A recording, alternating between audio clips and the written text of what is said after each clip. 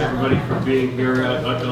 Linda's one of my favorite people. We work together all the time on wildfire issues in her neighborhood in Fairfax, which is my hometown and one of the communities, one of the neighborhoods I'm most concerned about anywhere in the world, frankly. So, I'm Todd Lando. I'm the executive director at FIRESafe Marin. We're a nonprofit that was formed in the weeks after the Oakland Hills fire in 1991 to bring together diverse groups so that it wasn't just the fire service, the fire department's working on tackling wildfire issues. We called ourselves a FIRESafe Council very early on, and we're the first in the nation. There are now FIRESafe Councils modeled after what started here in Marin and really almost simultaneously in San Mateo County. In all 50 states. So we're really proud of what we've created, what we've accomplished in Marin. There's a lot more to do. My background, I've been a firefighter for 30 years. I've got a background in education and forestry out of Montana and wildfire management. And now all I work on is wildfire planning and policy and education. Education, this is our living, what you're going to see today is an excerpt really that's been tweaked for this audience and what we want to hear from us about today from our Living with Fire education seminars. We hold these several times a year. Last year we held more than 60 of these presentations. It's a 2-hour presentation that covers primarily how to survive a wildfire. We want you to survive, we want your home to survive, and then we want your neighborhood to survive, and we talk about all the ways that you can make that happen. We've got 4 of these presentations on our calendar right now. This is a light schedule because we're changing the approach to this. Instead of holding the 1 2-hour Living with Fire session, you're going to see it broken up. We think into 3 1-hour sessions. It makes it a little more palatable and helps people focus on what they need. There are a lot of apartment dwellers, renters in Marin who don't necessarily need to know how to replace a roof on the house because they don't own or control that. So we really want to focus on their survival and give more in-depth information on all the variety of topics. So, I've got 30 minutes. I'm going to talk like an auctioneer during these pieces. Slow me down if you need to, but I really want to try to get through as many of these slides as I can and get this information to you. We don't need to dwell on this. I love the history of it, but ordinarily I'd spend a lot of time talking about Marin's fire history. Suffice it to say that 100 years ago, 1919 was the first urban conflagration that we saw in Marin, where dozens of homes burned in Sausalito, of all places. We've seen many urban conflagrations in Marin since then. These are fires where dozens or hundreds of homes were destroyed. I usually show a slide that shows a list of all the major fires in Marin and point out that it doesn't matter where you live in Marin, you live within the boundary, within the path of one of these fires, and it's true. Today I want to point out, this is going to tie into the very last slide in the show if I can get there, and Measure C that's on Tuesday's ballot. 1917, Marin voters, 103 years ago next week, voted to tax themselves, interestingly, at 10 cents per $100 of value on their homes, to create a fire department. We called it the Tamalpais Forest Fire District, that would be the first fire department in the United States that was dedicated to do nothing but fight wildfires. That organization still exists today. It was called Tamalpais Forest Fire District until 1941 when it became the Marin County Fire Department. It became Marin County Fire Department when the state of California created what's now CAL FIRE. They created the California Department of Forestry. They took over fire suppression in Marin County because we'd already been doing it for 24 years, contracted with CAL FIRE, and we still do that today to provide wildfire protection for Marin. So, climate change, we don't need to dwell on this. I don't think there's a soul in this room who doesn't understand to some extent the impact that climate change is having on wildfires. We need to point out that we're not locked at a state and time. What we're seeing is change, and we have every expectation that this is going to continue to change. So the dramatic increase in the changes in wildfires over the last 4 years that you've seen, that's not what it's going to look like going forward. Frankly, it's going to be worse. We have every reason to believe that. This is interesting. Take a look at this. This is a run-of-the-mill wildfire, but there's something really unique, I think, about this one in particular. You look at the imagery here. What's unique about this fire is this was less than 24 hours ago. This was yesterday in San Mateo County, February 28th. It's extraordinary that we saw a wildfire burning a mix of native and non-native vegetation down to white ash in the month of February. We have never seen that before. It's shocking to those of us in the fire community that we're seeing that kind of fire behavior in the Bay Area and on the peninsula of all places, which we sometimes jokingly refer to as the asbestos county. To see fire behavior like that is shocking and it's frightening, and the fact that it happened in the month of February, I think we can all attest to climate change. How did it start? I don't know how it started. So they probably don't know. They're still at that scene right now, actively mopping that fire up. That was on San Bruno Mountain near South San Francisco. So, it's important. I don't quite know where to fit this slide in or this question really, but it's important for us to define the problem of wildfires. Wildfires are a natural part of our environment. Every native plant in California has some type of adaptation to wildfire. Probably, since we're talking a lot about native plants and the health of native plant communities, I can't think of anything, maybe Greg could correct me if I'm wrong here, but I can't think of anything that's been more devastating to the native plants in California than fire suppression. So when we need to define the problem is that our homes are burning. The things we care about are burning. Our families, in some cases, are burning. That's the issue with wildfires. The wildfires themselves are a natural part of our environment. They're an important part of our environment. I can't go into that in the depth that I normally would, but we need to start with that question. Because it's our homes that we're most concerned about. It's our homes that we saw burn in the 2017 North Bay fires, the Thomas fire in 2017, the Camp Fire in 2018, the Oakland Hills fire in 1991. It's our homes that we're concerned about. We need to really focus on the homes. We need to start our discussion at the homes. I'm going to explain why, and I'm going to give you some simple things that you can do. Some of them you can do when you go home from this presentation. That can dramatically increase the chances your house will survive wildfires. This picture is important. This is a photograph or a video of a home in Napa County. This was October 2016. Dramatic wildfire started about a mile from this home. It burned 75 acres or so up to the home itself. 200 plus foot flame lengths. This home survived, essentially undamaged. 1 year later, almost to the day the North Bay fire started, the Nuns fire in Sonoma and Napa counties burned to the other side of this house. It was impacted by two of the most dramatic fires you could possibly imagine. Back to back, 1 year apart, the house was undamaged. It was undamaged because of the way the house was constructed. It was built in 2014. It was built to the California building code standards that I'm going to talk about in a second. The house survived undamaged. I want you to see that there was a little bit of damage, but it's really an illustration of what that house was impacted by. This is their lawn furniture in the backyard, and by the way, none of us could afford this house. It's the highest house in Napa County at the top of the Oakland grade. But they look like cigarette burns in their lawn furniture cushions. This is an example of the embers. This house was rained upon by embers during the Nuns fire for hours, tens of hours.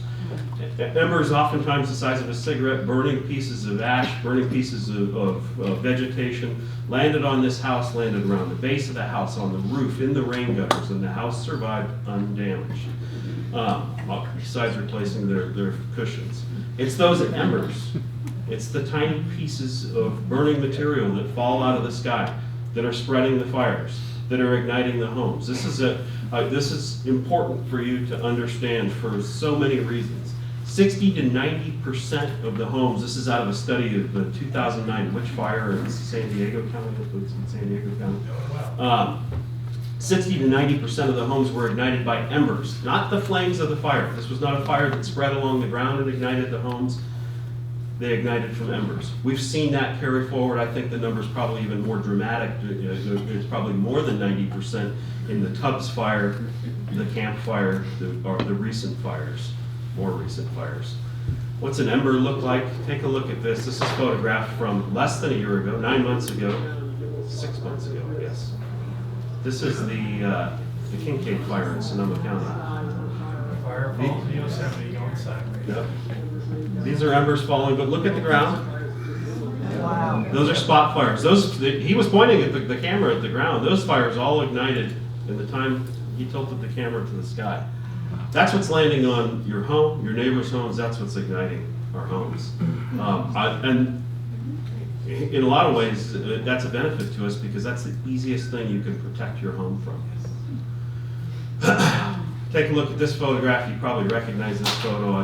There was a Pulitzer Prize, well, 2 photos, 1 Pulitzer Prizes out of the campfire. This is an interesting photo. What's burning in this picture? Is this a forest fire? Is this a structure fire? Is this vegetation around the home burning? I can't see any vegetation at all burning in this photograph. That house ignited from an ember that landed on some piece of the house, in this case probably the roof or the rain gutters. Ignited that material. The vegetation around that home and the vegetation around most of the homes in Paradise never burned. If it was burned or scorched, it burned because the house burned and the house damaged the vegetation, not the other way around. I'm not sure if I can get the other video to play, but this is a demonstration house. It looks kind of like the little one we've got outside here. This is built by the Insurance Institute for Building and Home Safety, built by Dr. Steve Quarles, who's a Marin resident. He's on the board of directors at FIRESafe Marin. He's a good friend of ours. He's the preeminent researcher in the world on how houses actually ignite from wildfires. This demonstration is showing how a single building, one half on the left side, is built using the normal construction methods and has some landscaping features around the first 5 feet of the house that we want to avoid. The right side of the building is built using California's current building code, Chapter 7A of the building code, which requires wildfire-resistant construction if you live in the How do wind. those embers come? Yeah, so this is built in a NASA wind tunnel in South Carolina. They're blowing embers at the house itself. So if you look, you can see embers that are blowing down at the base here. These embers are blowing at the house. The embers build up at the base of the wall. This side has 5 feet of bark mulch right up against the side of the house. The other side uses a gravel mulch just in the area closest to the home. Uses a different deck construction with wider gaps between the deck boards. This is all required in California if you build a new home today in the wildland urban interface. It's been required since 2008. These are some of the features. I know you can't read this necessarily, but we look at the eaves, the vents, the windows, dual pane tempered glass windows, the mulch around the exterior of the house, and the construction of the deck and features that are attached to the house. The building code's a little more in-depth than that, but those are some of the most vulnerable features that we can engineer. We can build our homes just a little bit differently. Still looks like a traditional home, any architectural style you want, but it will withstand a wildfire. How well will it withstand a wildfire during the campfire 2018? This is not even 18 months ago. During the campfire, 12,450 homes were destroyed, almost 20,000 structures, including commercial structures, government buildings. But if your home was built after 2008, 51% of those homes survived. If it was built before 2008, 16 to 18% of the homes survived. That year, it's a magic year. That was the year that building code was adopted. Homes built after 2008 had better than even odds of surviving. Even in the campfire, the most destructive urban wildland conflagration we've ever seen in the United States. I throw this in 2 seconds, but there was a lot of concern when this building code was adopted in 2008. The building industry in particular was terrified that this was going to drive the cost of building up. They told us that nobody's ever going to build another home in California. It's going to be too expensive. We knew that was nuts. It took a little while to convince them.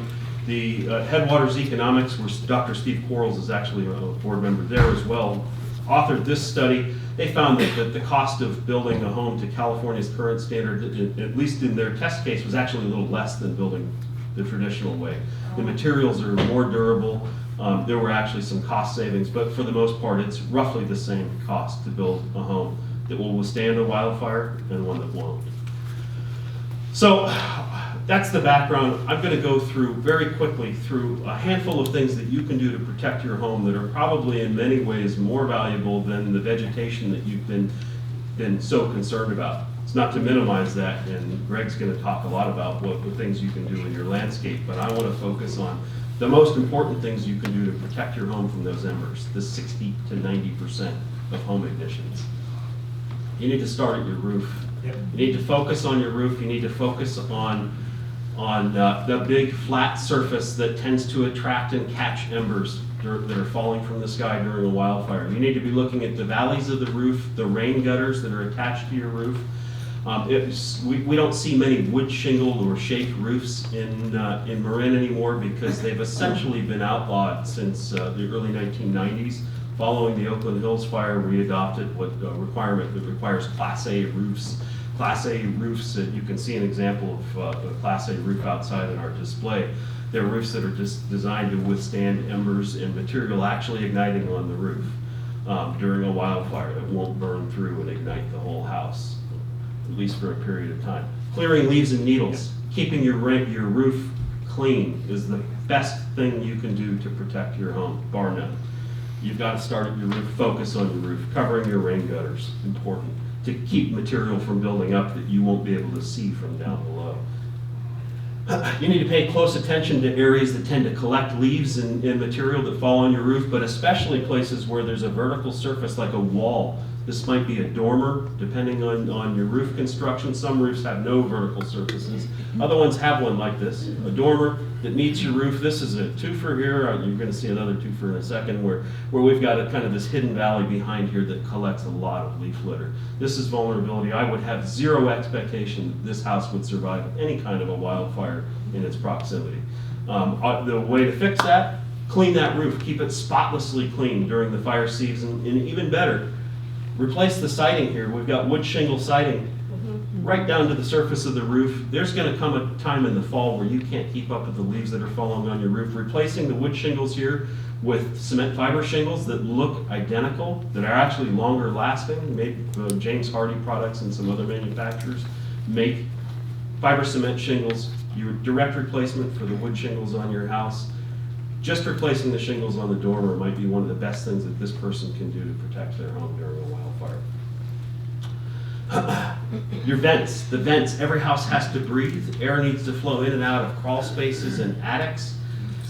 Protecting those vents to prevent embers from getting drawn into those openings, those enclosed spaces in your house.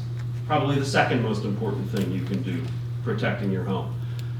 This is a photograph here that shows where this is really common. My house had this. Somebody's punched a hole to run the cable TV wire through into their crawl space. It's the most convenient place.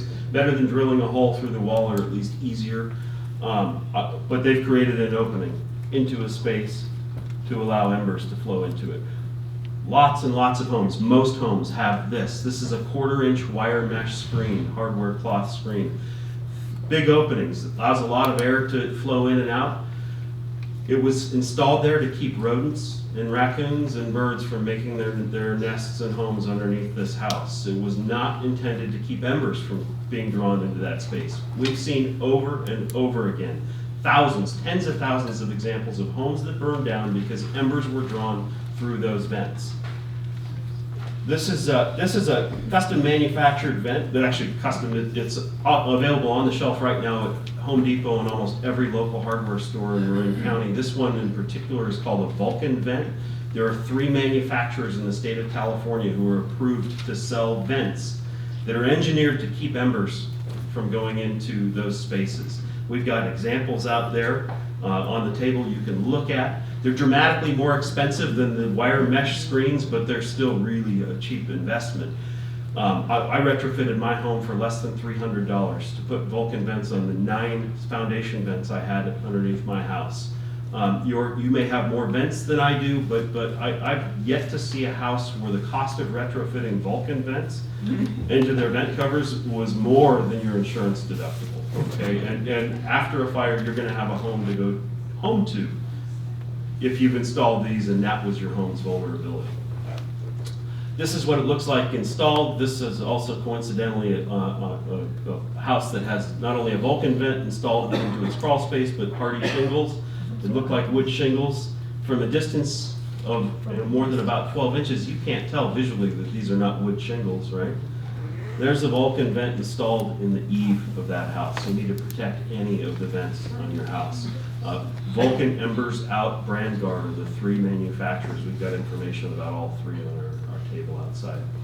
You need to be thinking about gaps and cracks to just normal maintenance on your home. Any gap in the siding between trim and the siding, between trim and a window, any place an ember can lodge is a potential vulnerability. We tend to say that a gap more than about 1/8 of an inch is a vulnerability. An ember can become lodged in that space during these fires, during wind-driven fires, especially when wind is blowing on it like a bellows you'd use to start a fire in your fireplace. Those embers get lodged into those spaces, ignite your home. A $5 tube of caulk from Home Depot can seal those gaps. You should have been doing that all along to take care of the house as it was. Not only does it take care of the house, prevent moisture from intruding in the winter, but it can protect your home from embers. Just a simple thing that many people don't think about because they don't know that that's a vulnerability to fires. I think the most important thing, these are the things that you can probably correct when you go home, are the normal combustibles, normal things that you chose to store around the outside of your house. We're saying within 5 feet of your house. Might be 5, might be 6, 10 feet, but within 5 feet of your house is what we're focusing on based on some science that shows us anything within 5 feet of your home that ignites is a potential vulnerability. How many of you have a jute fiber doormat at your front door right now? Yeah, and I bet almost all of them have an oak tree on them. That jute fiber doormat is meant to keep the mud off of your shoes in the wintertime. They're fantastic. Don't go home and throw it away. Go home. We're in fire season now, amazingly, in the month of March. Go home and take that jute fiber doormat. There's no mud out there, right? It hasn't rained in months, none in sight. Put it on a shelf in the garage. Put it out in the wintertime when there's mud on the ground when it's raining. During the summer months, during our fire season months, or even in the winter when we're still in fire season, use a heavy rubber doormat, one of those rubber grates or even a metal grate, or no doormat at all.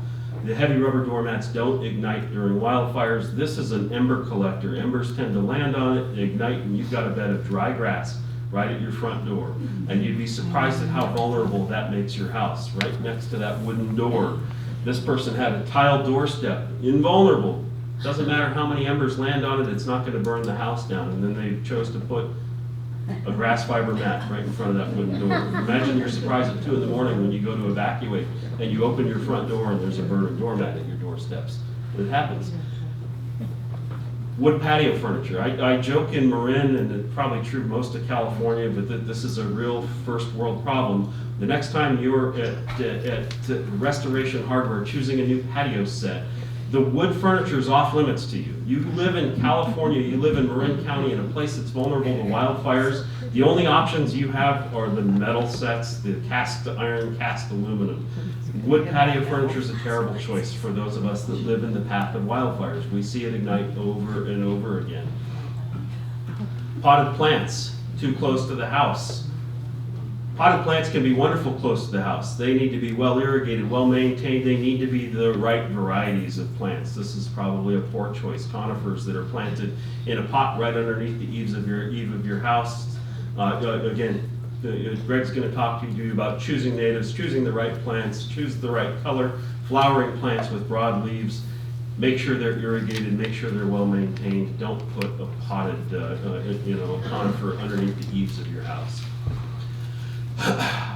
Privacy screen. Well, this is the example we've got here. This is a redwood lattice privacy screen on a deck attached to underneath the eave of the house. But how many times have you seen the bamboo shades that people use for privacy on their decks?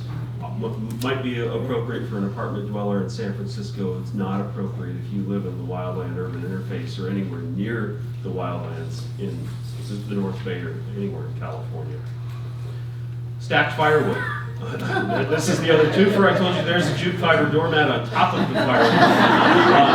This is a house that's got a great feature. They have a hardscape path, a paved or a concrete path for extending 6 feet out from the side of the house around the entire house. This house has no vulnerability to embers around the base of the house. We'll talk about that more in a second. And then they stacked some firewood. It's the middle of summer. This picture was taken in September. And they put their jute fiber door, maybe to get the fiber doormat up off the ground, or maybe to collect embers to ensure that the fire won't die. Terrible choice. Move that inside. Store the firewood inside. Better yet, most of us aren't burning firewood anymore because there are a few days where we can for air quality. But if you do burn firewood, burn it during the winter when we have permissible burn days. Get rid of it all during the winter. If you need to store it indoors or at least 30 feet away from your house. If you don't have 30 feet to move it, then you have no place to store it, and don't move it closer to your neighbor's house. Really, really important, and we find this on almost every house we look at. This is just a photograph to illustrate. This is a photograph from the Woolsey fire. This is a fire you probably never heard of. It burned 2,000 homes. But it burned at the same time the campfire was burning in Paradise. Had this burned any other time, this would have been one of the most catastrophic fires that you would remember, but very few people have ever heard of the Woolsey fire. 2,000 homes in Southern California burned while the campfire was burning in the month of November. This is a jute fiber doormat, or it was a jute fiber doormat that collected embers. It was a concrete doorstep. Thankfully, these people got lucky. It did not ignite the door itself, but you can see the doormat was pulled about 6 inches away from the door. They got lucky, truly. Be honest here, how many of you have a recycling container, plastic recycling container stuffed full of Amazon boxes right now, the lid propped open underneath the eave of your house? About 90 people aren't being honest with you. So, this I think is one of our greatest vulnerabilities. So the Coffee Park, maybe a bad example. Coffee Park burned on the night it was the garbage night in that neighborhood. All of the garbage cans, in some ways, thankfully, although virtually every home was destroyed in the neighborhood, the garbage cans were on the street. The fire found other vulnerabilities on those homes, but if you were to drive through Coffee Park the morning after the fire like I did, the homes were still smoldering, and in front of every house was a melted, burned garbage can, recycling can. If you've got this underneath the eaves of your house, you need to rethink where you store your garbage containers, where you store your recycling containers, especially during fire season, especially, say, when a red flag warning has been issued by the National Weather Service. I missed my opportunity to tell you guys this. The National Weather Service has issued a fire weather watch for Marin County, parts of the Bay Area, tomorrow and Monday for fire weather, because we're so dry right now and we're going to see northeast winds at 15 to 25 miles an hour. It won't become a red flag warning because the grass is too green here, but that's never happened in the month of March ever. My presentations are going to change this year because 2 years ago we had a red flag warning issued in the month of May. That was historic. It had never happened in the month of May before. Southern California sees it in the month of May, all months of the year. Well, we don't see that in the Bay Area. The fact that we've now got a fire weather watch in the month of March is really disturbing to me. So, back to this. A red flag warning's been issued. You received an evacuation warning or an evacuation order through Alert Marin. What do you do with this? It's too late. It's under the eaves of your house. Move this into your living room. Put your garbage cans and your recycling containers inside your house. Get them out of the outdoors. Get them to a place where they won't be exposed to burning embers. Safer inside your house than they are outside. Put them in your garage if you can, but I'm not kidding. Put them in your bedroom if you have to. Just get them where they won't be exposed to embers, where that cardboard won't be exposed and the plastics and the cans won't be exposed. You need to think about your decks. Decks are big vertical surfaces. They tend to allow embers through the space between deck boards where they can get lodged. Oftentimes decks are storage areas. The underside of decks are out of sight, out of mind. We see this all the time. This is a photograph out of Fairfax. I apologize if this is your house. Really common. I have lumber stored underneath my deck. I do it in a way that I think is somewhat well protected, but it's there. It's the best place to store it. This is one of the best examples I've seen. This is somebody who's screened off the underside of their deck with 1/8 inch wire mesh. They've used gravel mulch for the first, it's like about 3 feet up to the deck itself, the deck structure. This is a fantastic, well-sealed, well-protected deck. It protects you from the desire to store things underneath your deck as much as anything. It keeps leaves from blowing in that space. It's really a great way to protect the underside of a deck. I've seen some examples. We've been recommending this. I'm proud to say some people have followed our steps, and some people have used a synthetic lattice over the top of that to provide better aesthetics if that's what you like. I'm not going to get too far into this, but in this, I want to say, before Greg throws a rotten tomato at me, this is what we're recommending for 5 feet around the outside of your house. FIRESafe Marin, the fire community, understands the need for a healthy landscape. We understand the importance of mulch and soil health and protecting your plants, maintaining moisture. But we are suggesting that you should not use any form of a combustible mulch within 5 feet of your structure. Now, there's an option that I was actually trying to get a photograph that would be representative here and squeeze it in here. Compost can be used as a mulch, and as long as it's well composted, we think that compost oftentimes, the carbon in it has broken down through the composting process and can be an effective mulch within that space. It needs to be well broken, well composted compost. That said, gravel mulch, hardscape, or in some cases bare earth, if that's the only option, are better options than anything that's combustible on the ground within 5 feet of your structure. Todd, we're very consistent on that. Good, thank you. I'm not sure what's happening. There we go. Fences and gates. Every wooden fence terminates in the house somewhere. Where they terminate into your house, there's probably a wooden gate.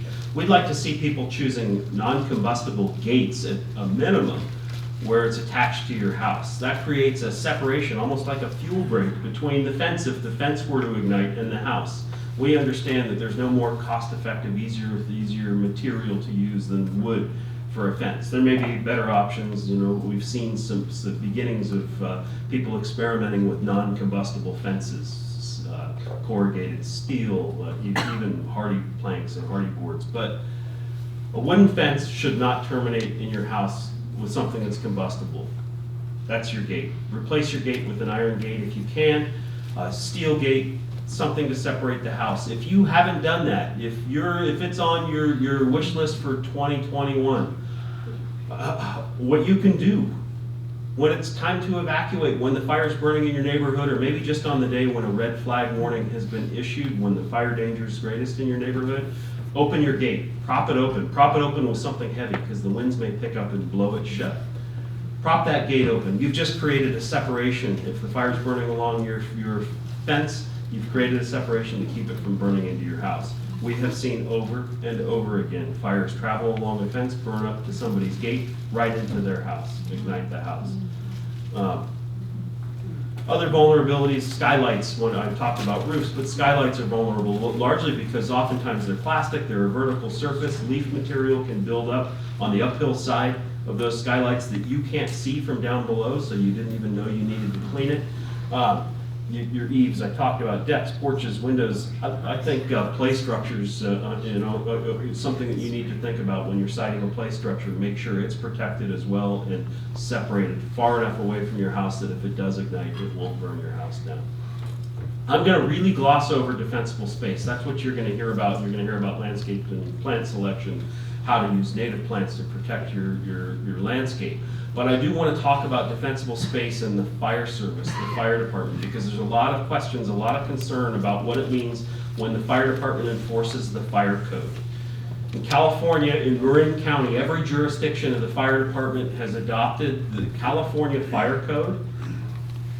In unincorporated areas in Marin, it's mostly county areas, state lands, the Public Resources Code in California applies. These are all in alignment. Even though I hear all the time, why don't you guys get your act together and make them all the same? It's just the numbers that are different on the code. The language it all means the same thing and it all does the same thing, and they all require in general the same thing. 100 feet of defensible space around your home. That does not mean you need to have a vegetation-free area 100 feet from your home. It doesn't mean that at all. It means that you need to maintain 100 feet around your home or to your property line. If you only have 6 feet between you and your property line, that's all you need to maintain legally. You need to maintain that space in a way that won't rapidly transmit fire, that makes it as ignition resistant as possible, and that won't contribute to flames that could ignite your home during a wildfire. How do you do that? But here's just an illustration of what that looks like. This is the area that you're responsible for maintaining, from your walls out 100 feet. It is required by law. Are there law enforcement officers who are knocking down your doors wearing their jack boots, coming to take your plants away? No. The fire department, firefighters became firefighters because they didn't want to be police officers. Enforcement in a lot of ways is light. We don't have enough staff to enforce the fire code in a meaningful way, not even the way that the parking enforcement is enforced. But they're still not guidelines. It is the law. This is required. We need everybody to understand their vulnerability, understand that you can have a beautiful landscape. You can do this to protect your home. You also, part of defensible space is maintaining the roads and driveways around your home. This is really important for folks to understand. We find a big gap in knowledge here. You may know, because when you bought your house, you looked at the parcel lines, that your property doesn't go all the way to the road's edge. There's a 10-foot swath oftentimes of public right-of-way between your house and the road. And you may have assumed that that belongs to the town. That's the city. You may have even seen the city come by and mow the grass there, cut vegetation occasionally in some cases. Maybe you have a sidewalk in front of your house. People who own sidewalks actually understand this better. In Marin, if the sidewalk cracks in front of your house, you're responsible for it. You didn't install it. It was probably installed 100 years ago by the town.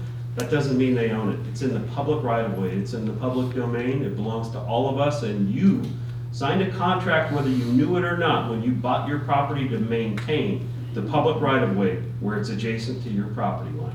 You're required to maintain the vegetation in the public right-of-way adjacent to your home. This is required by law. 10 feet from the edge of any paved road in every jurisdiction in Marin, and at least 14, now this I think has gone up to 15 this year for good reason, 15 feet overhead to provide clearance for the fire engines. This is an illustration that, at least in the town of Fairfax where this photo was taken, that 12 feet of unobstructed pavement is required to allow passage of a fire engine. You can see that a fire engine can barely get through with 12 feet. And our fire engines are tall. You need to be able to stand on top of that fire engine to fight house fires. That's why we need so much clearance above the pavement. You're responsible for that. This is the box. This is what that looks like. We're doing work. This illustration actually comes from Christmas Tree Hill, Corte Madera. We're working on $1 million grant right now to help homeowners do this. It's a freebie. We're doing work that homeowners were required to do one time in 8 particular neighborhoods. That's FIRESafe Marin doing that with a $1 million grant from CAL FIRE.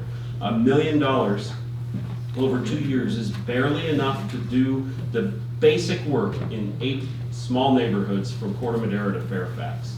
It's an expensive proposition to have the government do this. We really need everybody to participate and take care of their own property. But this is why I'm not going to go too deep in this. I go really deep into evacuation routes and roads and why you saw so many cars burned on the side of the road in Paradise. This is just a great illustration of vegetation that was adjacent to the road and cars that burned because of the vegetation that was adjacent to the road. Nobody died in those cars. But that's another discussion for another time. We use the term firescaping at FireSafe Marin. There are other places that use that. It may not be in common terminology, but we consider firescaping to be the intersection of landscaping and hardscaping, the retaining walls, paths, things that features that are built into the ground in your landscape areas. This is where I'm going to sort of transition towards Greg's talk, still focusing on what's required by law.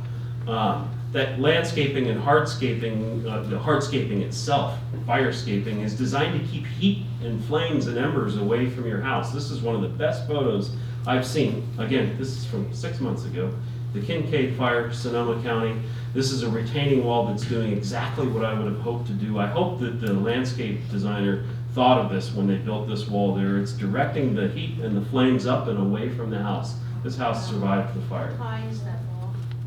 That wall's about 5 feet at its peak. Yeah. A 6-inch wall can make a difference. Yeah. Just a decomposed granite path in the landscaping that has no wall can make a tremendous difference, keeping that fire from spreading along the ground of the house. This is a house where the fire actually burned along the ground of the house. The house was also bombarded by embers, no doubt.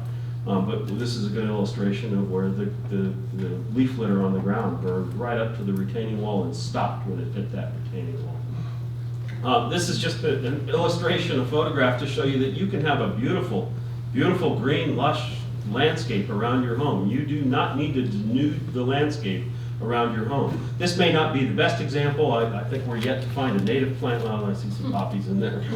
In these examples, but they're pretty examples of landscaping and hardscaping that's well maintained and that would provide a fantastic protection to any home that landscaping was installed around. The fire department, when enforcing the fire code, will be looking for ladder fuels, things. This is vegetation. Well, oftentimes, most often, dead vegetation on the ground that could potentially carry fire up into treetops. It could be immature trees, could be shrubs, fire-prone shrubs especially, that could carry fire up into treetops. This is a terrible illustration. This is in every CAL FIRE booklet you're going to see on defensible space. This looks nothing like the landscape at any place in Marin County.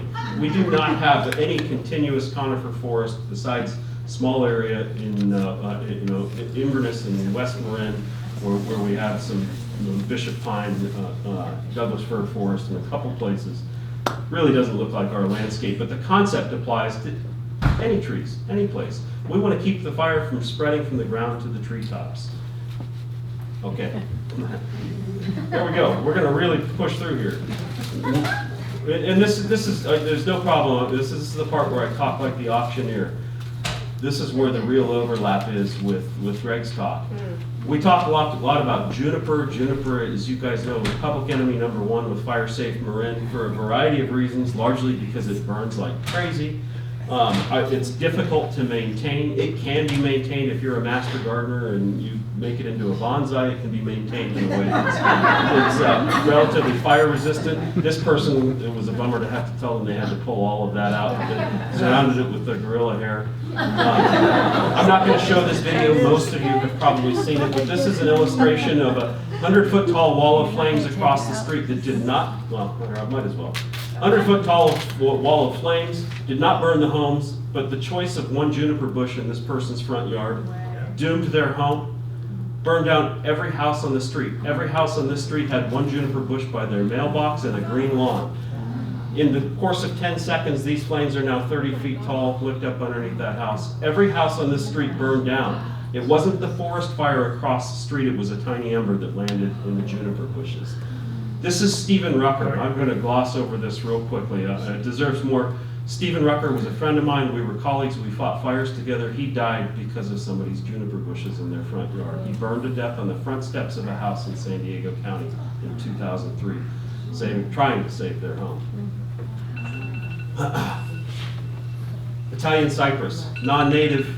I know there's some discussion about this. In Italy, they use Italian cypress in some places as fire breaks. It doesn't work that way here. This is a community, a neighborhood in Windsor. No homes were destroyed in this particular neighborhood. In fact, the only vegetation that burned in this neighborhood when it was rained upon by embers, this neighborhood was heavily defended. Dozens of fire engines were here when the fire struck. You can see those Italian, this is before from Google Street View. This is what it looked like when those Italian cypress were the one plant that ignited. You can see right here in between those homes. The poor choice between those homes for privacy screening. There were better options. There were native options. There's Italian cypress burning in Sacramento County. Dramatic. What I want to, well, there's Italian cypress burning in Southern California. What I want to talk about, if I can have one extra minute, In Marin, in 2016, we developed, all of the fire agencies, all of the land management agencies, you homeowners groups, through community meeting process, a collaborative effort, rewrote our community wildfire protection plan, which is a plan that's actually required by an act of Congress, the Healthy Forest Restoration Act, to access federal funds for wildfire prevention. We rewrote this plan. It's a science-based plan that looked at every inch of land in Marin, looked at the fire risk and hazard, and came up with a prioritized list of ways we can reduce that risk and mitigate our hazard in this county. This was adopted before the North Bay fires. This was not a reaction to the North Bay fires. It had been adopted 6 months before the North Bay fires put this on your radar. This issue's always been on our radar. The community at large wasn't really engaged in this until after the North Bay fires. This plan's just a plan. It's 110 pages of paper. It's meaningless if we don't enact the recommendations in the plan. We have the prioritized list of projects, but our budget to enact those is $0. The fire agencies have no responsibility legally to maintain people's vegetation, to maintain vegetation and open spaces, to enact the things. It's not just vegetation maintenance. In fact, the majority of this plan is identifying vulnerabilities to evacuation routes, problems with our traffic signals. We were aware that our traffic signals would only operate for 3 to 6 hours during a power failure, long before you were, which happened when we had the public safety power outage last October. We need to fix those issues. To do that, we need a coordinated effort in Marin. In California. I don't have time to show you, it's only a 30-second video, but the Marin Wildfire Prevention Authority is our answer. It is our only hope at addressing these issues. It's on the ballot. The Marin Wildfire Prevention Authority has been created. It's an organization that has a budget of $0. 19 fire agencies were asked to join, 17 joined. If you live in Tiburon or Belvedere, please speak to your elected officials about why they chose not to participate in this organization, because your communities are vulnerable. That said, Measure C on Tuesday's ballot will fund that organization to the tune of $19 million a year, which is not everything we need, but it's a fantastic step in the right direction, and it will make a dramatic, measurable impact on your community's ability to withstand wildfires by addressing everything from traffic issues related to evacuation routes, to vegetation management, to home hardening evaluations for every property in Marin every year, and a variety of other approaches. So since I'm with FIRESafe, we're a nonprofit and we're an advocacy organization, I'm asking that you consider voting yes on Measure C. Absolutely.